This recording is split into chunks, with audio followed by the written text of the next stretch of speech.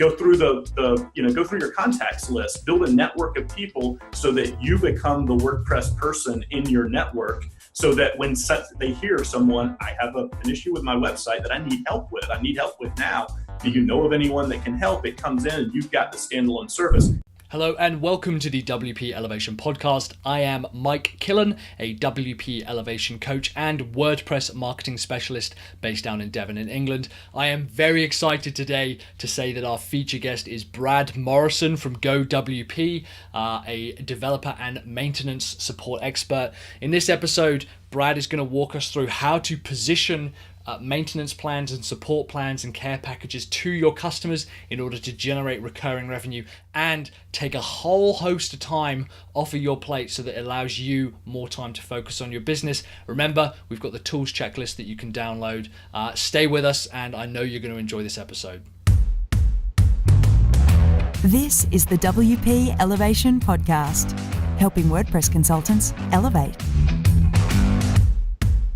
Hey guys, Coach Mike here from WP Elevation, and I am with Brad Morrison from GoWP. Brad, how you doing? I'm doing well. Thanks, Mike. Thanks for having me. No, not at all. Thanks for coming on board. We were talking about this earlier, how, one of our elevators, Melanie, and she was like, yeah, I get you Brad's email address. And there I am like thinking, how am I going to get this guy on the call, Easier than you expected, huh? Yeah, Melanie's great. She used to live here in Atlanta, and Atlanta has such a strong WordPress community. So we all tend to know each other, and it's a very active community. Cool. So for those who don't know, I actually found you through GoWP. GoWP was like a savior. I was like, and so for those who don't know, take us through who you are, because you've been with WordPress a long time, but you've also just been in the development space for a long time, right?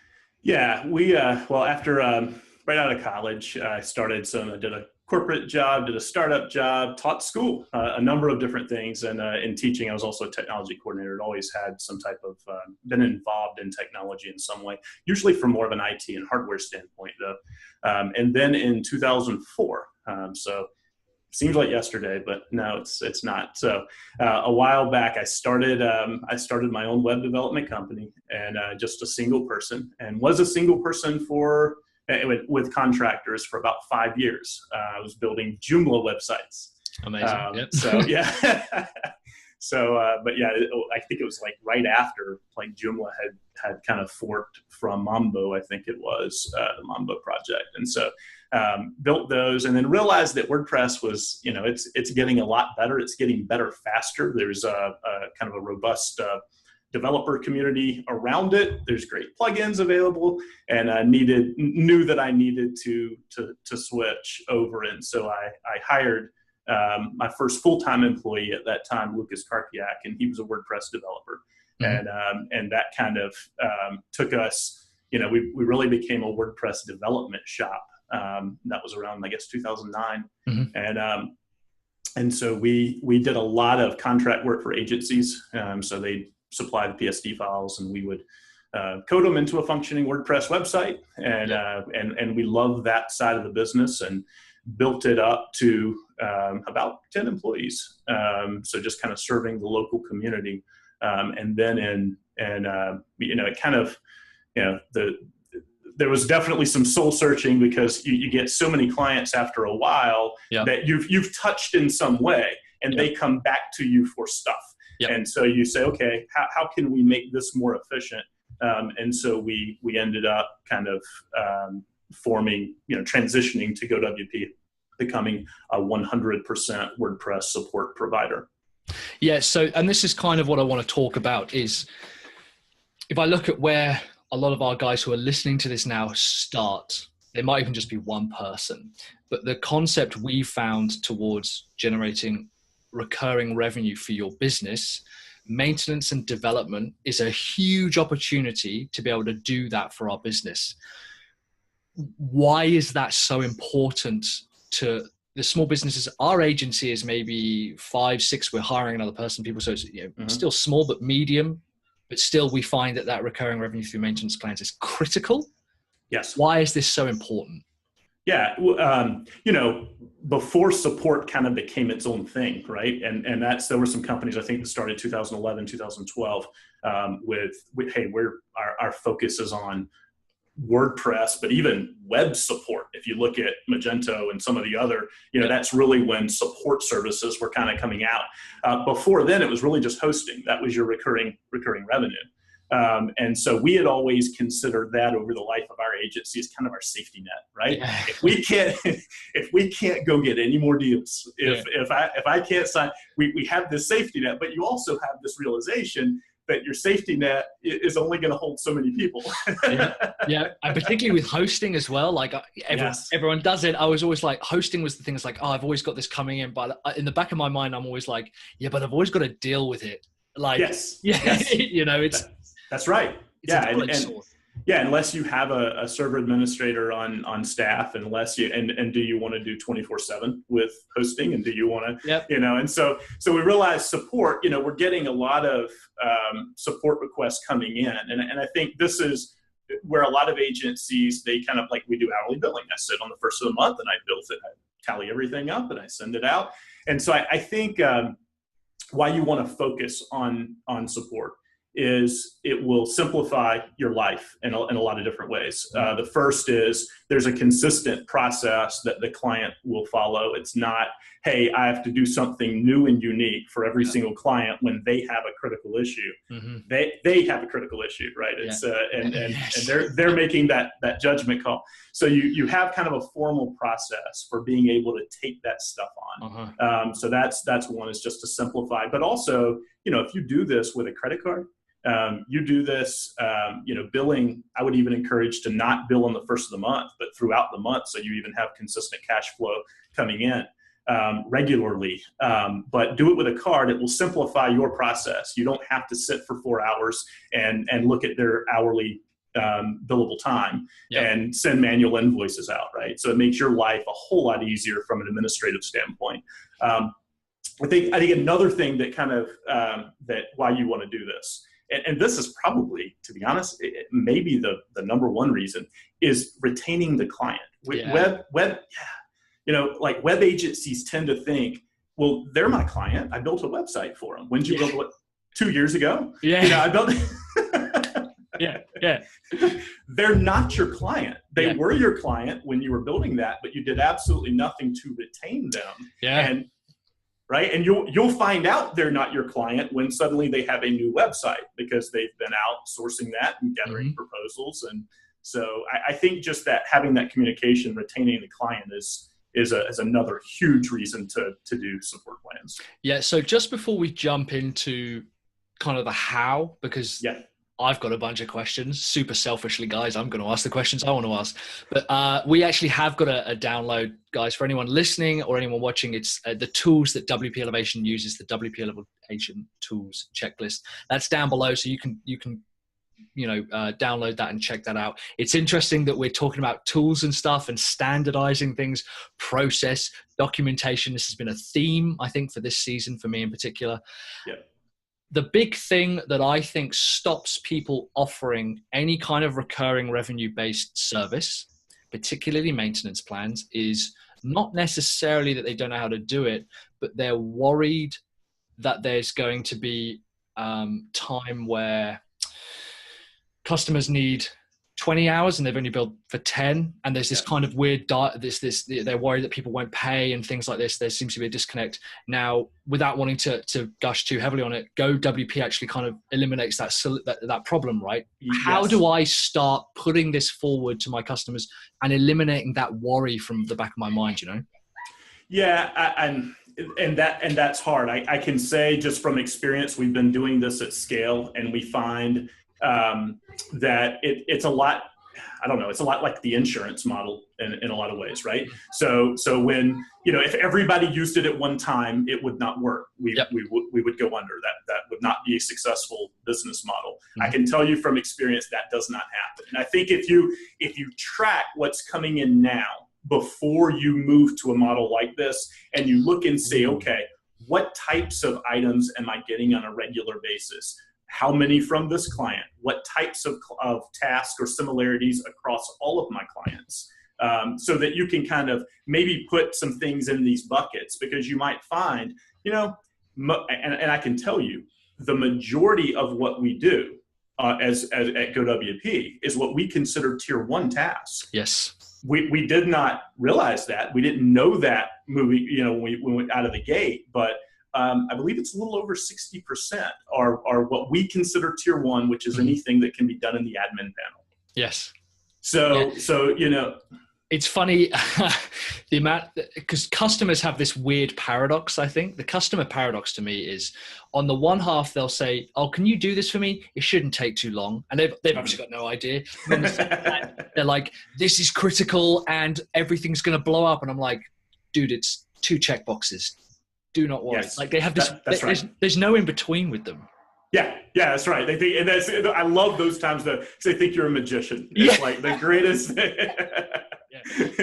it's funny. Another thing we found, like with reviews, you send you respond, you complete a ticket, and there's always a way to rate that. How did we do? We find that the tier 1 task, that's really the majority of the time people are also like leaving a review. They're happy on those issues. So don't discount the little stuff, and it's little stuff that can be done quickly. It's stuff, honestly, going back to the hesitation of, I'd rather do hourly on this, or I'd rather bill it. I don't want to lose money on this. If you think about doing what is essentially a 5-minute job, a very quick job, it's so much easier to have the freedom for the client and for you, for them to just log the request, you take care of it and tell them it's done, than for you to keep track of that, to send them, to tally that up at the end, 10 of those tasks, and send them hey, here's your invoice. You've spent an hour doing that, where you spent 5 minutes doing the task. And so I think for us, it's been very freeing. I would not be afraid of doing unlimited tasks. It's funny, when we first went sponsored a WordCamp and we were doing this, I think it was WordCamp Boston in 2014, we had a banner and we put on the banner 50 support tasks included, because we're still kind of figuring out what we wanted to. Terrified, aren't you? Yeah. Right. So we're like, okay, so 50, if everyone does 50, maybe we'll be able to do that, but that's going to be kind of a stretch. But looking back now at 3 years of having done this, I can say that without a doubt, unlimited is the way to go. It just makes the whole process smoother. So yeah, and it's funny because the 80-20 rule, I think, comes up a lot of the time. We find that 80% of our time is taken up by 20% of our customers. That's right. With support tasks, and that's fine. They typically pay extra for that. But at the same time, worrying about kind of that ratio, it does kind of work itself out. There's this thing, and I know that my customers repeatedly tell me, "Look, Mike, we just don't want to worry about this." That's actually what they want from us. We just don't want to worry about it. Right. Absolutely. Yeah. And it takes that away on the client side. Now you do have to monitor things. You have to have your internal metrics that you're monitoring to make sure that your tickets are, in fact, are they tier 1, tier 2? Which when I use those terms, by the way, tier 2, we consider it's all internal, but that's HTML, CSS, JavaScript. Tier 3 would be more advanced PHP. And so any of that can fit in a 30-minute task. And we employ developers. So what developers can even do in the admin panel, experienced developers might take less time for it. But so I would, kind of, at least starting out, keep track of, the fulfillment part of this is important. Who's completing the task? How much time is it taking them? Because then you'll kind of figure out, is it profitable or not? So I think I'm going to know your answer to the next question. But let's say I've started to track what it is going in and out, and the support tasks. And like you say, most of the time it's pretty basic, high level stuff. How do I start to position the concept of the support and maintenance plan to my customers? How do I start putting that in front of them? Yeah. So, and specifically a plan versus the way it was being done. Thank you. Yes. Yeah. Okay. Yeah. Versus that ad hoc. Thing, Yeah. You see where to start on this one. This is well, the single best advice I got, again, when we were starting this out, was from Troy Dean. He's been known to have a few good ideas. And so, but we had some coaching from him. I've been a member of WP Elevation for, I think, since late 2013 or early 2014, so quite a while. And so some advice that he had was to survey your customers. And really the idea there is you have an idea of where you want to go. You want to make the switch to plans. Lead your customers there. Lead them to the front door, and then have them kind of bang on the front door to get in, and tell you that they want this. Probably sounds familiar, but yeah, that concept, and it works really well. You know it's going to be a better service for them. Ultimately, it's going to be better for you. It's a win-win across the board. So how do you throw something out there that's different? And because you've been doing it, you set the expectation that it's done differently, and now you have to flip it on its head. So I would start with a survey to customers, and one thing to focus on is their hatred of hourly billing, because whether they tell you or not, they hate hourly billing. They don't like the model. They don't like it with attorneys. They don't like it with you. And so there is a kind of an unknown that's there. And so if you kind of set your survey questions up, how do you feel about hourly billing? How do you, but then go, other than the model, go into how important is security to you? Do you enjoy going into the admin panel and making changes? How well do you know WordPress? And so the things that you need in order to kind of then make a case of, we asked you what you wanted and how to handle support, and this is what you told us. The hourly billing, the whole I think that the reason a lot of people don't put this model forward is because they basically don't like change at all. That's as an agency, right? Yeah, I agree. A lot of the time, the objection I hear, particularly when we're on coaching calls and training, is they'll go, but my customers won't like that. And I'm like, just take 2 customers and just try it. Just send them an email. The worst that's going to happen is they're going to say no. And it turns out that they're like, you should have done this yesterday. Yes. They want it. That's right. Yeah, that's exactly right. I agree. And sometimes it's just a matter of putting the foot forward and doing it and just sending something out. You could also start with, if you didn't do the survey first, you could just start with an email. We did the survey, and then we sent an initial email that said, hey, in order to serve you better, here's what we're thinking of doing. We know it's a radical concept. We know it's different than what we've been doing. We want to try it out. Are you willing? And then we basically said, I think we may have sent it on the 10th of the month, and it was the rest of the month is free for you to give it a shot and see how you like it. And we got a decent percentage of existing and former clients, because again, they're not your client if you don't, them deciding they're going to call you to do one task, even though you built the website 2 years ago. I wouldn't even consider them an ongoing client. And we had a decent percentage of those. The funny thing is, 3 years later, we still tap into that original list of web and hosting customers from our agency days. And when we send an email out, we sent one out last month. Just a reminder, we know we host your website, even though we're not a hosting company, but we host your website and have been for 10 years. We also provide support, and then mentioning what GoWP is and how we can help. And we had some takers from that. So you're not going to get them all overnight, but you don't have to get them all overnight. Yeah, and I think that's a really interesting point. A lot of the time when people go, look, well, I don't really know, I don't have any customers. I'm like, that's actually probably not true. You probably, and I think what they actually mean is they don't have a list of people they can go out to. Right. They think that when we've got a new product, we have to go after new people. I'm like, there's probably at least 10 people in your phone book who you text who would be interested in something like this. Like, you have that out there. It's a new product. It doesn't mean that you have to do this whole new relaunch. Go out to the people that you know. Right. Yeah. That's a huge point. And that's probably the most underutilized tactic is we think of, how do I transition my clients? I get that question from agency prospects all the time. How do I transition my agency customers? Because they know I'm going to start selling the value of this and including it in proposals for new customers. So that I've got. How do I transition people that I've already built websites for and I do hourly billing for? But then the third that is really underutilized is almost, once you create your plans, using this as an intro to your company, use it as a standalone service. And I would argue that that's the easiest because, Yeah, they already have a WordPress issue that Yep. needs to be resolved. There are many, and like you said, go through go through your contacts list, build a network of people so that you become the WordPress person in your network, so that when they hear someone, I have an issue with my website that I need help with now. Do you know of anyone that can help? It comes in and you've got the standalone service. Along with that, I think there's a tendency with agencies, and we used to do it.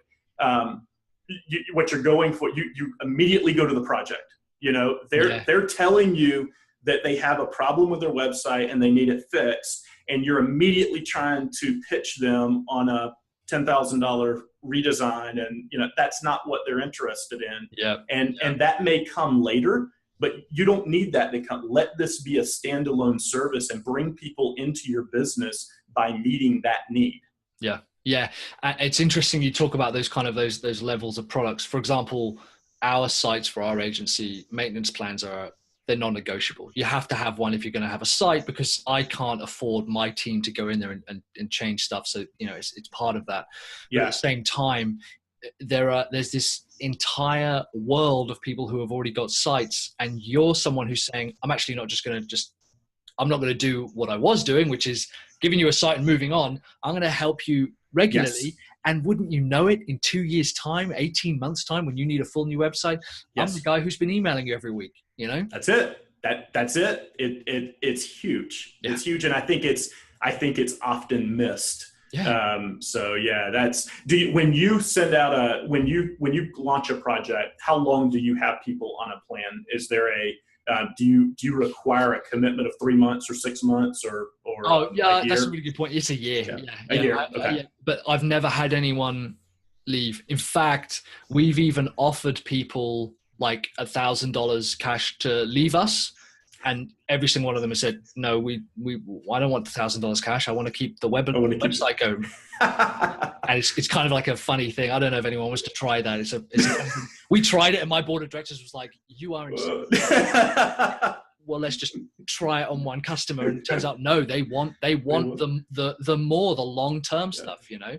That's riskier than unlimited support right there, right? But I guess not.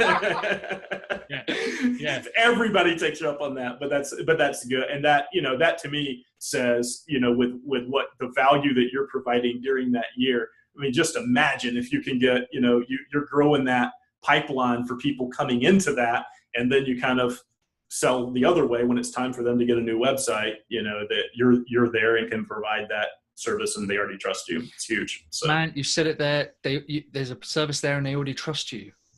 People are looking for reliable suppliers. Yes. So we've tracked what we use. We're surveying our customers, which I love. That's genius. I'm gonna try that when we get back.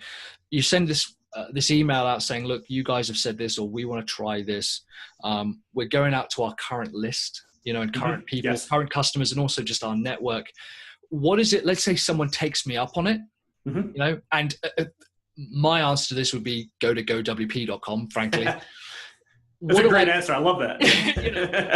What do I do now when someone goes, yeah, that sounds like a real good idea? Yeah. I think you have to have first what is my skill set? What do I do? And do I have a team that can do this? Yep. But yeah, this gets into the fulfillment part of this. How do I handle this once I have customers? And it's if you don't have the capacity to do that, there are outsourced providers like ours, white label, that can do that. Mm-hmm. If you're going to do this in-house, you have to be and I can tell you a lot of the tricks and things that we've done internally, and it's you have to have very thorough documentation. You have to, very thorough. You have to have very standard processes, and always think of, even though you have one customer or two customers that are taking you up on it now, what does it look like when it's 50 customers, 100 customers, 500 customers? It's okay to change. We started out with Zendesk, and then we moved 15,000 support tickets into Health Scout. So we use Health Scout as our ticketing system. So your tools can change, the things you do can change. That's all stuff and we constantly reevaluate the tools and processes. But I would start with, what am I good at and what can I do? Even if you're good at something, you may not have the hours in a day. And so if you need to really do support well, you need development capacity. And I mean, someone who can create, I mean, you're not going to be doing this as a support provider, but we found someone who can create themes and plugins from scratch, someone who has an intimate knowledge of the WordPress codex, someone who has a good, what we call a troubleshooting framework. So how do they approach the problem, right? It doesn't necessarily, WordPress, the WordPress part of this can be learned. It takes experience really helps, because I find with I'll use Lucas as an example on my team, who's been doing this a long time. He's seen it before. Very rarely do we come across something that he hasn't seen before in some way. And so experienced developers are going to be that way. And so I would, one, make sure you've got somehow the capacity to have experienced developers, because even though tier 1, the admin panel stuff is stuff that you can do, you've got to have something for the tier 2 and the tier 3 and the more involved, because the one unfortunate part of this business is it's almost like being a referee in a game, right? You're expected to do a good job. And the one time that you blow a call, right? The one time you mess something up, a customer can't. Worst referee ever. Absolutely. Absolutely. No business being a referee. So so that's something to be careful. It's okay to make mistakes. That will happen. And what you want to do in your business is earn enough goodwill so that if something slips through the cracks, if you can't get to the bottom of something, if it didn't go as smoothly as it did, they still understand this person is looking out for my best interest. They're helping me. They're doing everything at their disposal to do that. And you'll find with most rational customers that's fine.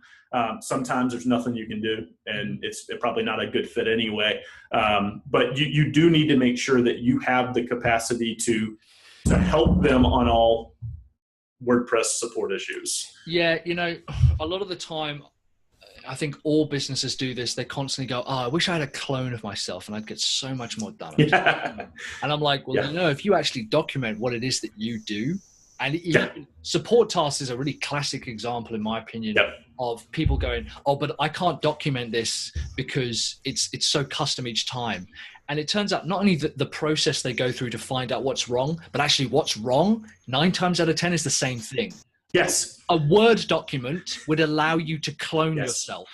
Right. That's how simple this is, Yes, absolutely. You'd be surprised at how much free time you can suddenly open up for yourself by doing that. So and that scales. I can't auction off support and say to them, they're paying me $100 an hour, so you're gonna have to pay $150 an hour if you want to fix it. I can't do that. No. It doesn't. There's a limit to how that can go. But my ability to have documentation to say to someone, do you know what? I need you to take care of this. And having a troubleshooting process that's only just become apparent to me. You're absolutely right. The troubleshooting process is vital. Absolutely. Yeah. And we do even down to the most basic things, troubleshooting plugin conflicts. We will have a step 1, step 2, step 3, step 4. I mean, we try to do that for everything. Yeah. And then you always have the ticket archive that you can search and all as well if there was a specific issue that you need to reference back. But documentation is huge. It does become even more critical when you add employees. You'll realize it's like, and so as you add additional staff or you bring in another partner to handle support with you and for you, that becomes really important. Something else as far as fulfilling this. Be honest about what you are. I think that's important. And we always tell people up front, we are not an emergency support provider. We're not. Your emergency is not my emergency. That's exactly right. We are not, our small tasks that come included with subscriptions, those are done within 8 business hours. Usually it's an hour or 2, depending on the workload that we have. But we are pretty rigid about that. We are not now. If something comes in, we do have some triggers and automation in place that can prioritize things like a site's down. This is not working. The shopping cart's broken. Some things that are very critical. We will prioritize if it's costing the customer business and it's But we are not at this time, we're not 24/7. And I think that's okay. I think it's okay as an agency, if you're looking to implement this, just be honest and say, you know what, we handle support from 9 to 5. We handle support from, whatever it is. Yep. Just make sure that you're delivering through that, whatever the SLA is that you said, that you're delivering through. But you don't have to be 24/7, and you don't have to drop what you're doing immediately, and let customers know that's not what this is. It's funny, we had a new project startup only recently. They said, "Oh, do you do 24-hour support?" And my internal fear brain was going "You've got to tell them you do 24/7 support." And I was like, okay, no, we don't. Nice. We run 9 to 5, but actually, realistically, if you want to get in contact with us, that ticket will be looked at 12 and 4 every single day. That goes forward. And they were like, oh, okay. That's amazing. Right? Because you set the expectation. Yeah. Whereas if you had just said, if the inclination was yes, we do 24/7, yes, I'll do it myself. Christmas Day, not my funeral, not a problem. Not a problem. Yeah, and I'm here for you anytime. Yeah, and what's interesting is that the more seriously you take your time, the more seriously the customer takes your time. They'll respect it. Yeah, and that's the beautiful thing about being a business owner, is that you can kind of set your terms. Yeah. You can say that, and if something's not working, you can change it. Can't change it every day, but you can change things so that it's working for your lifestyle and it's providing the best service for your client. So absolutely. Man, I could talk all day about this, because this is what we saw growth in our business. I thought growth meant going from 25K to 30K to whatever. Yep. It's not. It's getting more customers on and we're so specific about the websites we work with as well. Right. We look like we're the only people in the market who can do it. That's not awesome. True. That's not true. Anyone can do this, So let's say I want to do it. Let's have a quick recap. First of all, track what I use, right? Yes. Yeah. Track what you're doing right now. Track what types of tasks are coming in. Track how many requests you're getting, and maybe break those into tiers. So, and then we're gonna assess and look at the people that we've got out there already, previous customers, 2-year-old customers in inverted commas, and people in our network, and we want to just make a list, and we want to reach out to them somehow, right? Somehow, yeah. Call them, email, send a survey, and have them tell you they want this, but definitely just reach out to them. Yeah, awesome. And then we make this sale, and people go, yeah, this sounds awesome, and you panic and you go, I haven't got anything to give them yet. But actually what we can do is, first of all, document the process that we're going to use with them, right? Yes. Make sure you have repeatable processes that are documented and that can scale. And then, yeah, I mean, that's huge. And then make sure that you have the capacity to do this. If you don't have the capacity, bring a partner in that can help you with it. And then set your limits. Be sure to let them know, we can do this, we provide this service during this time. Be honest about what you are and what you provide. Yeah. And we have the option to outsource, right? That's right. I don't know if you know any outsourcing. I might know one. Yeah. but yes, go WP. Most of our customers are agency customers who outsource their support to us on a white label basis. Yeah, man. And like you said, I think the final thing, which is really important, I think, just across the board, is be honest with your customers and manage your expectations. Just because they say no doesn't mean that you're being unreasonable. Some customers just aren't going to get it. That's right. That's exactly right. And don't give up on them. They may a year from now or 2 years from now, they may understand the value in that. So our hosting is part of the package, and it's not cheap. And we have a lot of guys go, well, I can actually get it for $5 a year, so I'm going to go elsewhere. And you're right. We don't give up on them in about 8 months' time. That's typically when we'll start. I'm like, I'm going to reach out to this guy. There you go. Yeah.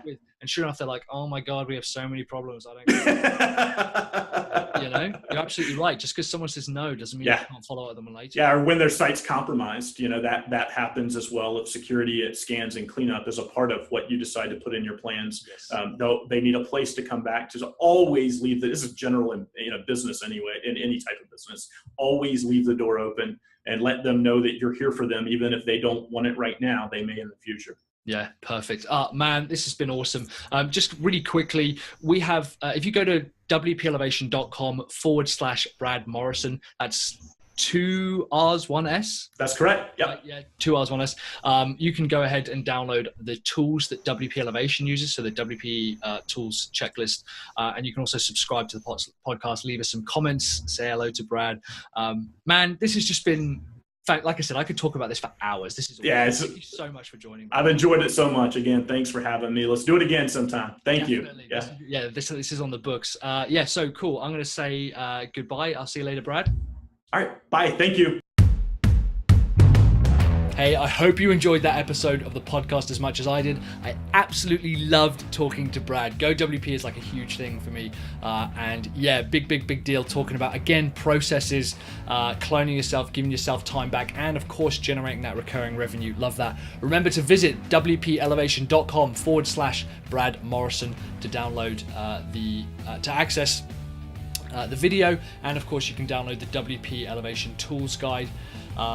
Remember to leave us some feedback in the comment section below. Please subscribe to the podcast and give us a rating and review on iTunes. It really helps us spread the word. Just visit wpelevation.com/iTunes, or remember to spread the word yourself and tell a friend, post it, let other people know. We're getting a lot of coverage that way, and I'm really pleased to kind of see a lot of the interaction we're getting.